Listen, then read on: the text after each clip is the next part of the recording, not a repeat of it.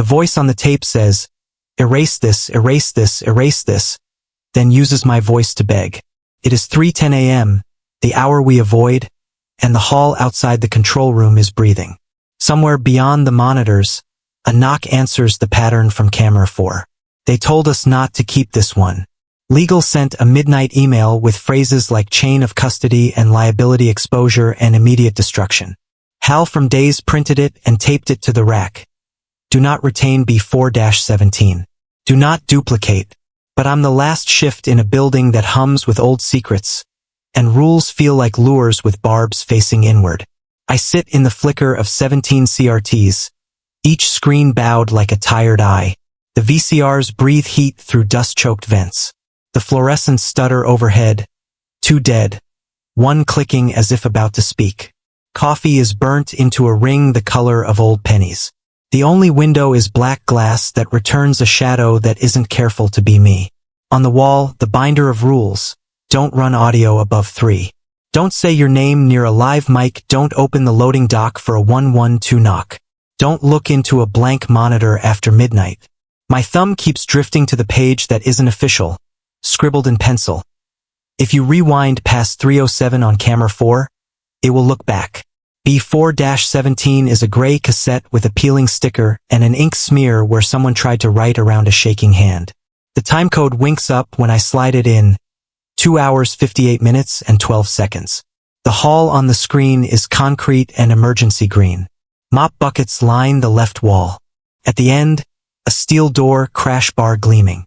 No movement, only the tape hiss like a breath you forgot to take. The 3:02 a.m. motion box blinks white around nothing. Static rakes across like claws and settles. The audio line crawls. I nudge it to 2. Low hum. Something like distant air conditioning except the building shuts the big units at midnight. I lean closer. There's a second sound riding under it. A mouth wetting a name without teeth. The knock that lives in the rules, 112, rattles the real door down the hall. It's soft, respectful, and wrong. I thumb the radio. Control to floor. Anyone near B Hall? The reply is only a little laugh built from my breath. I press pause. In the pause blur, a shape is longer than the frame can carry, each field of the video disagreeing with the next. I tell myself it's compression. I tell myself I am awake. I run it again. At 3 hours 7 minutes and 3 seconds, the exit light over the steel door glows a fraction brighter and then back to normal like a pulse. At 3 hours 7 minutes and 11 seconds, something tall peels itself around the corner as if the wall is cloth. It has shoulders, then none, then too many. It stops before it's fully born and listens.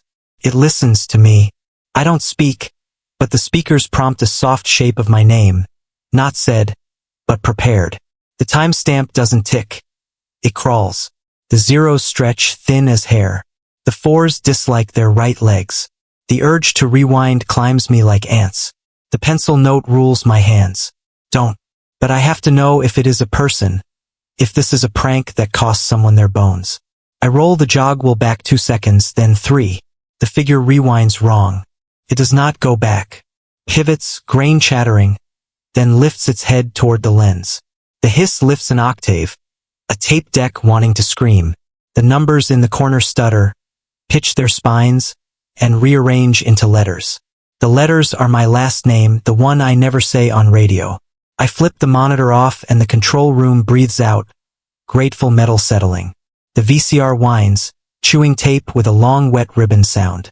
The door down the hall sighs as if a palm leans on the bar and thinks about pressing down. I turn the monitor on again. The camera is closer without having moved.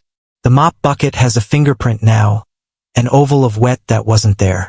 The audio carries a little beat of laughter that rolls and won't fall. My phone buzzes. The caller ID is Rudy, graveyard partner. He hasn't worked since November, after the elevator thing put him on leave. I answer anyway. Static greets me, then Rudy's whisper poured through cloth. Don't feed it with words. Cut power to 4. And do not look at the glass. I swallow a yes that wants to happen. My reflection in the black window copies the swallow half a beat late. I reach for the breaker toggle for B camera bank.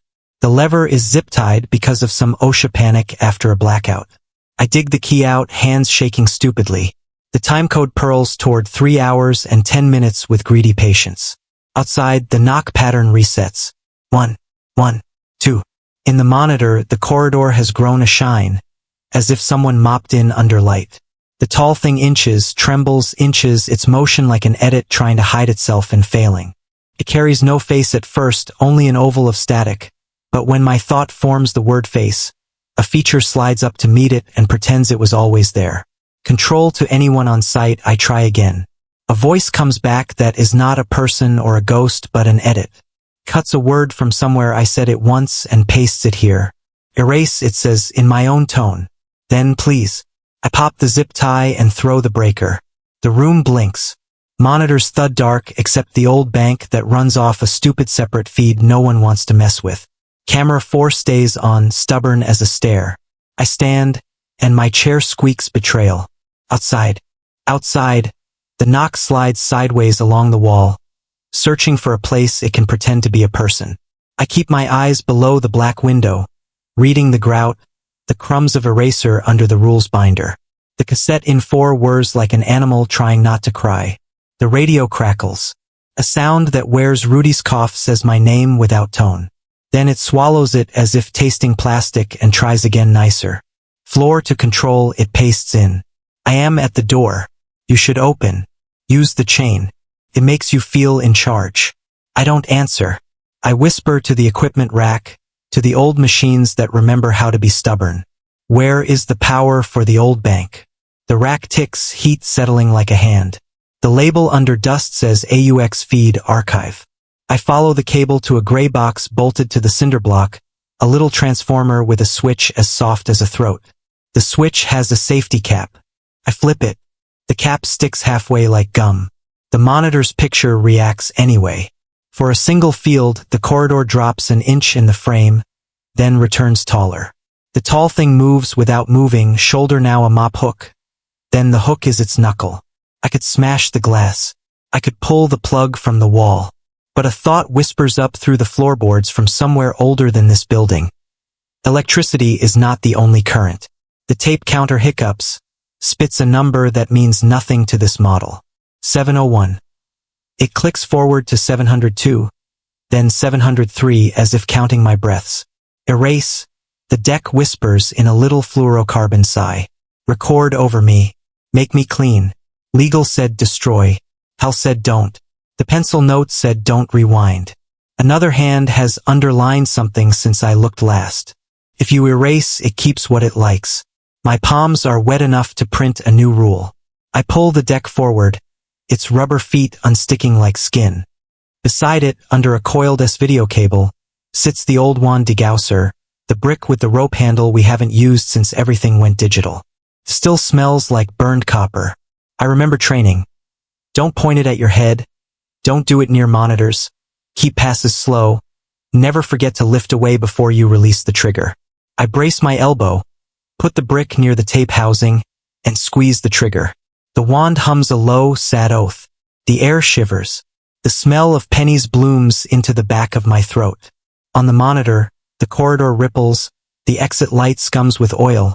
The tall thing frays at the edges and becomes multiple choices. The numbers in the corner vomit their lines and reassemble as a set of stairs. The knock at the real door panics briefly, then resets to patient. 1, 1, 2. My name comes through the wall like water through a shirt. I remember Rudy's hand when we pried open the elevator, the reflection of us in the chrome so long it learned the idea of us. He cried in a whisper and never came back. I aim the wand closer to the cassette. The hum climbs a key. Something in the room answers from wood and wire. The filing cabinet in the corner sings in sympathy. Little notes like keys left on a radiator. Inside me, a stack of images flutters like receipts heat-warped in a glove box. The hallway from childhood where the nightlight swam. The way my brother laughed throwing a baseball at my ear. My own face at 7. Reflected in the CRT of a game I wasn't supposed to play. The memories peel off as if a magnet is under the table. I could stop. I do not stop.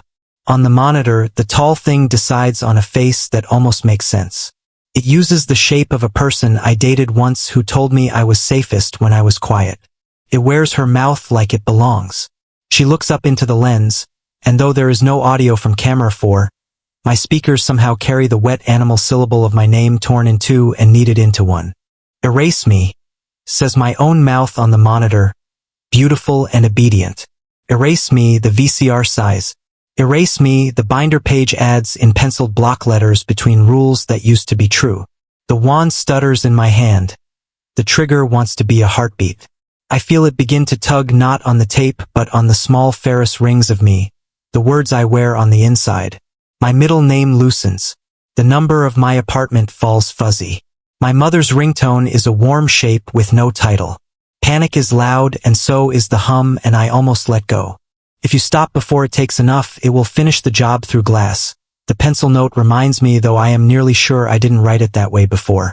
Something in the black window smiles one beat early. I know the trick here. The tape is no longer the storage. I am. The building learned me in 100 reflections and is telling the machine what to say.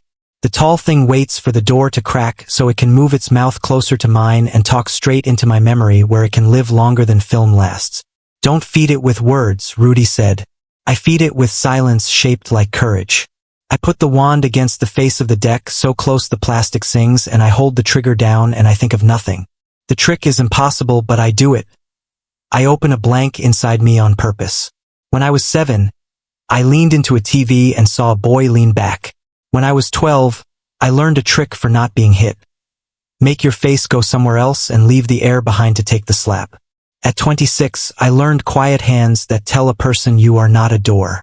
At 310 and change, I learned to be a hole that does not consent to being filled. Names slide off first, then the shiny covers of belief. That the hole is solid, that cameras only look one way, that rules on paper exist independent of the hand that writes them. The hum crescendos into something like a train in a tunnel. The tall thing compresses into a single stubborn idea that wants to be me more than I want to be anything at all. The smell of cooked varnish warns me I am overdoing it and the wand may die. The deck shivers and spits a coil of brown ribbon. The tape buckles, tangles, gives up. The monitor tears top to bottom and resets to a gray field that breathes once and holds. The knock stops. In the gray, a faint rectangle like a door floats where the steel door would be. It is closer than the hall could physically be. It is so close I could press my forehead to it and finally sleep. Behind it, a face not mine wears my last good idea for a smile. I release the trigger and lift the wand away, like training said. The hum dies with a pianist's hands raised over keys. The room exhales. The smell becomes only rubber and regret. The radio says nothing. I eject B4-17. The tape comes out slack and wrong. A ribbon prayer no God would read. Beneath the peeling sticker is another label older than the first. Written in a tidy hand I recognize even with half my name misfiled. Do not erase. Personnel incident. Retain until resolution. The binder on the wall flutters itself open to a page that's been added tonight. The rule there is clean. If you succeed in erasing the tape, your obligation moves. You must erase the room. I laugh because the body needs something to do with this air. The black window in front of me reflects a person standing in light too flat to be mine. There is a smear across their face like heat bending highway. Their lips move. I do not hear them through ears. I hear the words slide onto the tape of me where sound lives when no sound is happening. Erase this, the reflection says in my voice but practiced. Erase this. Erase this. Please. It should not say please if it got what it wants. Please is mine.